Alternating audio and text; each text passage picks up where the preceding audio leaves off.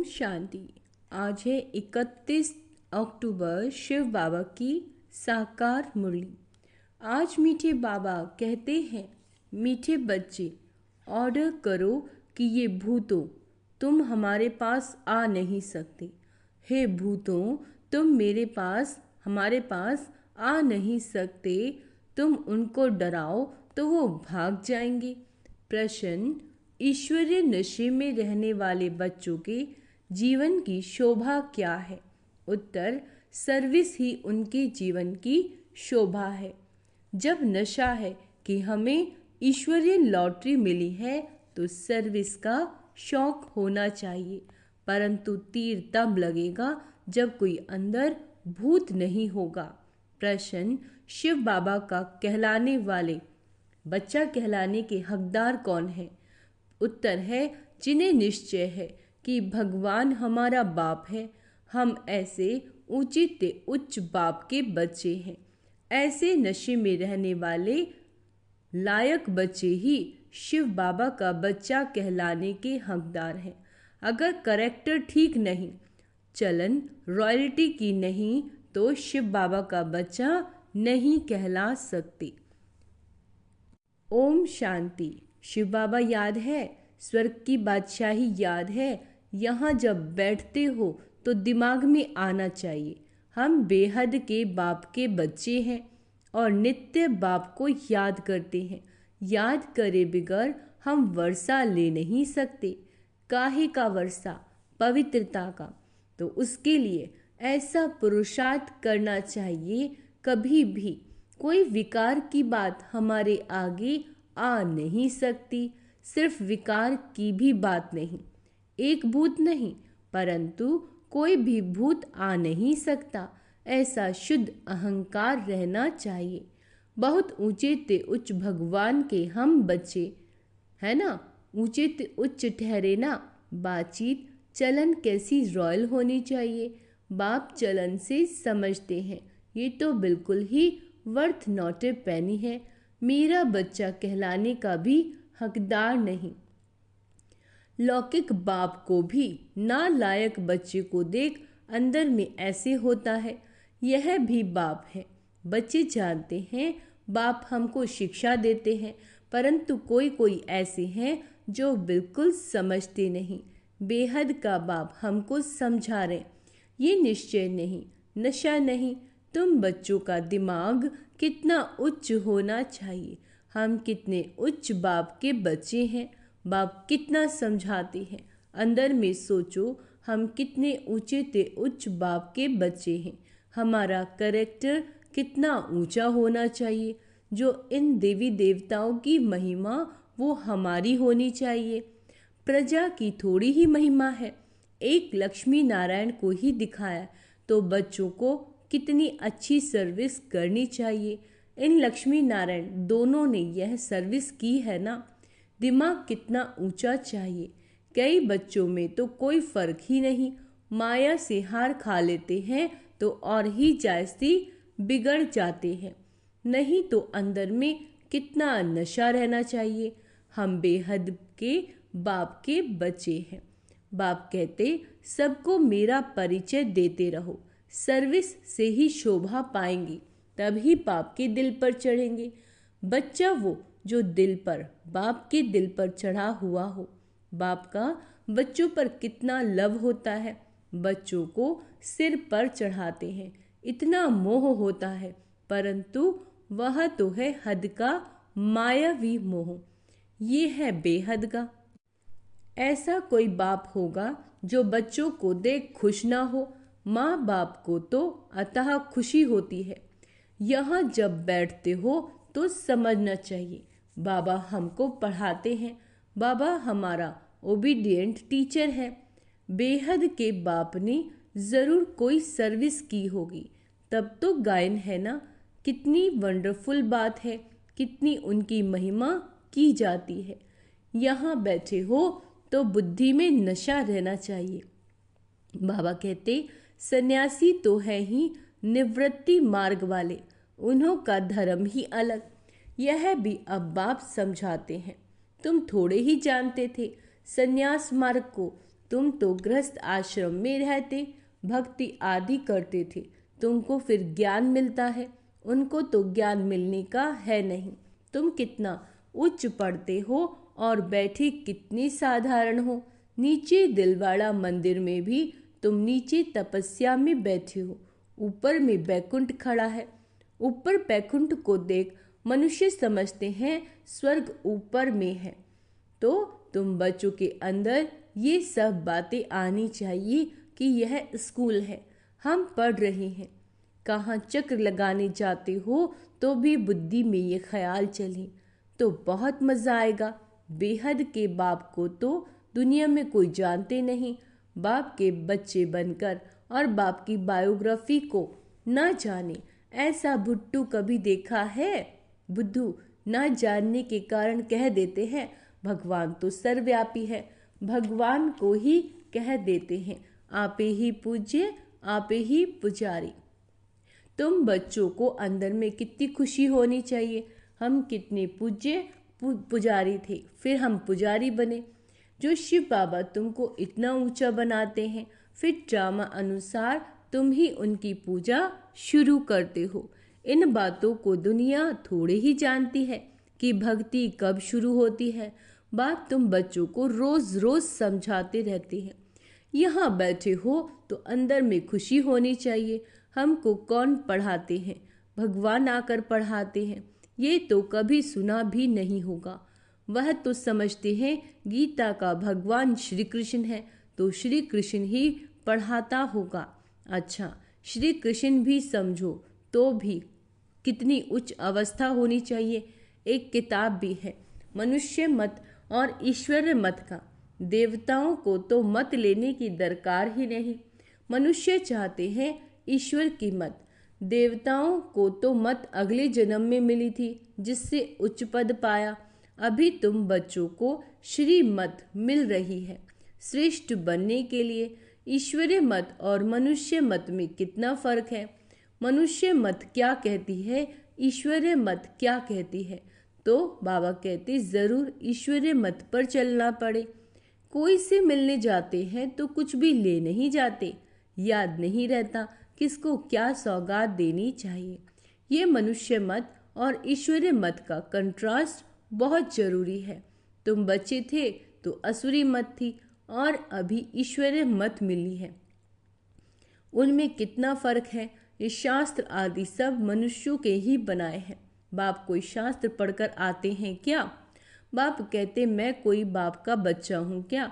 मैं कोई गुरु का शिष्य हूँ क्या जिससे सीखा हूँ? तो यह भी सब बातें समझानी चाहिए। भाई ये जानते हैं कि बंदर बुद्धि है, परंतु मंदिर लायक बनने वाले भी है ना। ऐसे बहुत मनुष्य मत पर चलते हैं। फिर तुम सुनते हो कि हम ईश्वरीय मत पर क्या बनते हैं, वह हमको पढ़ाते हैं। भगवानुवाच्य हम उनसे पढ़ने जाते हैं। हम रोज़ 1 घंटा पौना घंटा जाते हैं। क्लास में जैसी टाइम भी लेना नहीं चाहिए। याद की यात्रा तो चलते फिरते हो सकती है ना। ज्ञान और योग दोनों ही बहुत आसान है, सहज है। अल्फ का है एक अक्षर। भक्ति मार्ग के तो ढेर शास्त्र हैं, इकट्ठे करो तो सारा घर शास्त्रों से भर जाए। कितना इन पर खर्चा हुआ होगा। अब बाप तो बहुत सहज बताते हैं, सिर्फ बाप को याद करो। बाप का वर्षा है ही स्वर्ग की बादशाही। तुम विश्व के मालिक थे, भारत हेवन था, है ना। क्या तुम भूल गए हो? यह भी ड्रामा की भावी कहा जाता है। अब बाप आया हुआ है, हर 5000 वर्ष बाद आते हैं पढ़ाने। बेहद के बाप का वर्षा जरूर स्वर्ग नई दुनिया का होगा ना। यह तो बिल्कुल सिंपल बात है। लाखों वर्ष कह देने से बुद्धि को जैसे ताला लग गया, ताला खुलता नहीं, ऐसा ताला लगा हुआ है। तो इतनी सहज बात भी समझते नहीं। बाप समझाते एक ही बात है बस, जैसी कुछ भी पढ़ाना नहीं चाहिए।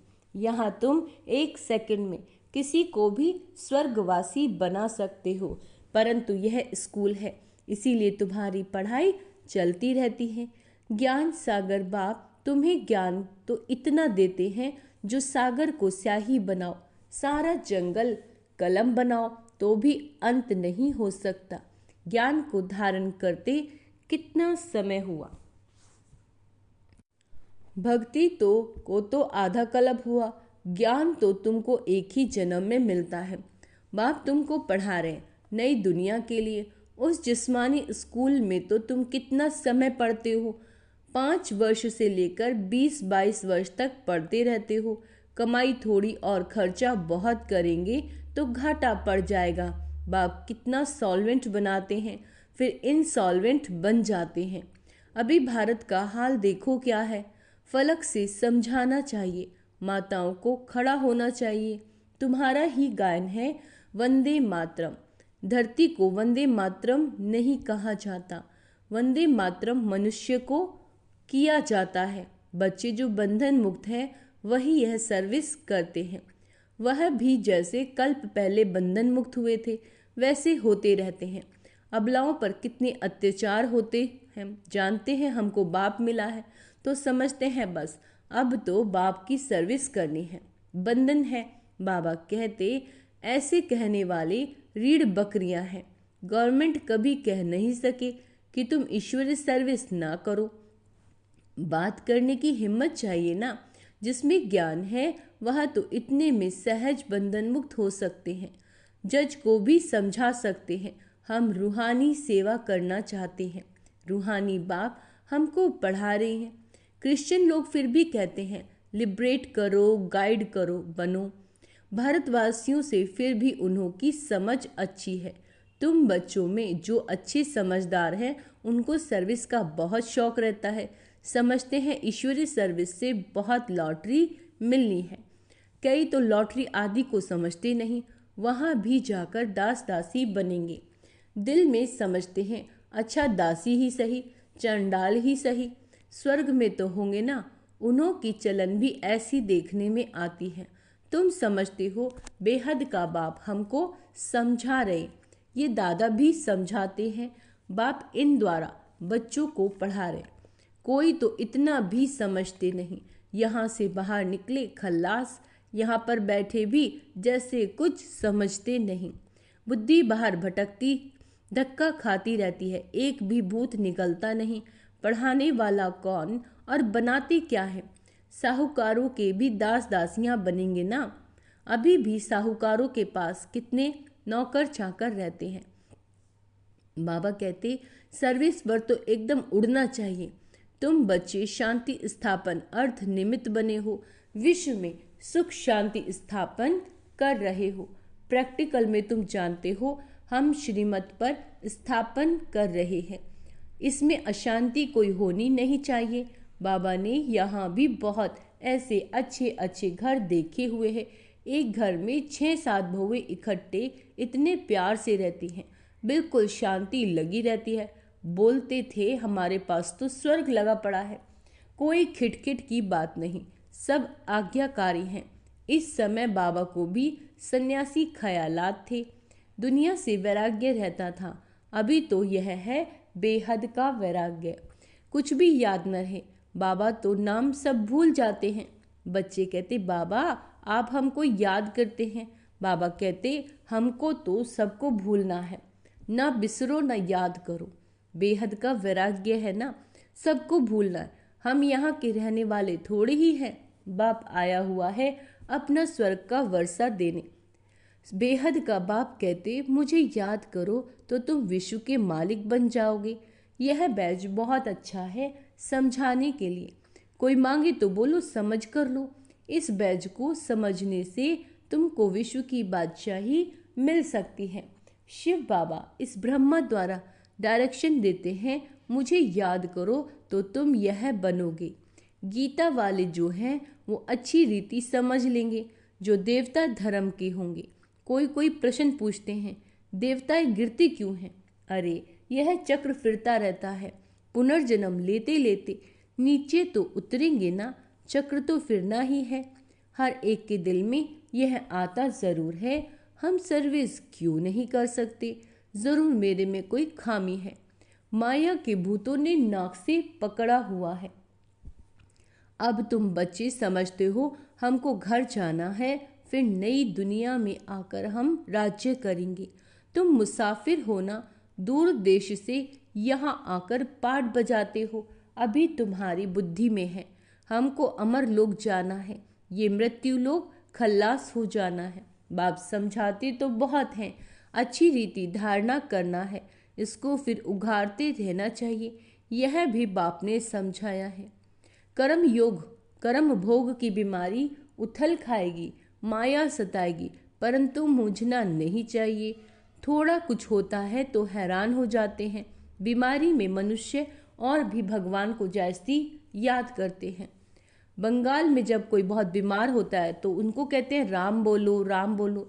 देखते हैं अब मरने वाला है तो गंगा पर ले जाकर हरि बोल करते, फिर उनको ले आकर जलाने की क्या दरकार। गंगा में अंदर डाल दो ना, कचमच आदि का शिकार हो जाएगा, काम में आ जाएगा। पारसी लोग रख देते हैं तो वह हड्डियां भी काम में आती हैं। अब बाप कहते हैं तुम और सब बातें भूल मुझे याद करो। अच्छा, मीठे मीठे से केला दे बच्चों प्रति माता पिता बाप दादा का याद प्यार और गुड मॉर्निंग। रूहानी बाप की रूहानी बच्चों को नमस्ते। हम रूहानी बच्चों की रूहानी माता पिता बाप दादा को याद प्यार गुड मॉर्निंग। नमस्ते मीठे बाबा, शुक्रिया बाबा, शुक्रिया। धारणा के लिए मुख्य सार, बंधन मुक्त बनकर भारत की सच्ची सेवा करनी है। फलक से समझाना है कि हमें रूहानी बाप पढ़ा रहे हैं, हम रूहानी सेवा पर हैं, ईश्वरीय सेवा की उछाल आती रहे। दूसरा है कर्म भोग की बीमारी और माया के तूफान से कभी मूझना नहीं है, हैरान नहीं होना कि माया ऐसे क्यों आ गई, वो तो आएगी। बाप ने जो ज्ञान दिया है उसे उघाड़ना है, बाप की याद में सदा खुश हर्षित रहना है। वरदान है निराकार और साकार। निराकार और साकार दोनों रूपों के यादगार को विधि पूर्वक मनाने वाले श्रेष्ठ आत्मा भव। दीपमाला अविनाशी अनेक जगे हुए दीपकों का यादगार है। आप चमकती हुई आत्माएं दीपक की लौ मिसल दिखाई देती हो, इसीलिए चमकती हुई आत्माएं दिव्य ज्योति का यादगार स्थूल दीपक की ज्योति में दिखाया। तो एक तरफ निराकारी आत्मा के रूप का यादगार, दूसरी तरफ आपके ही भविष्य साकार दिव्य स्वरूप लक्ष्मी के रूप में यादगार। यही दीपमाला देव पद प्राप्त कराती है। तो आप श्रेष्ठ आत्माएं अपना यादगार स्वयं ही मना रहे हो। स्लोगन है नेगेटिव को पॉजिटिव में चेंज करने के लिए, नेगेटिव को पॉजिटिव में चेंज करने के लिए अपनी शुभ भावनाओं को शुभ और बेहद की बनाओ। अच्छा, ओम शांति। आज का स्वमान अभ्यास करेंगे। मैं पॉजिटिव एनर्जी से भरपूर आत्मा हूँ, मैं श्रेष्ठ आत्मा हूँ। ओम शांति।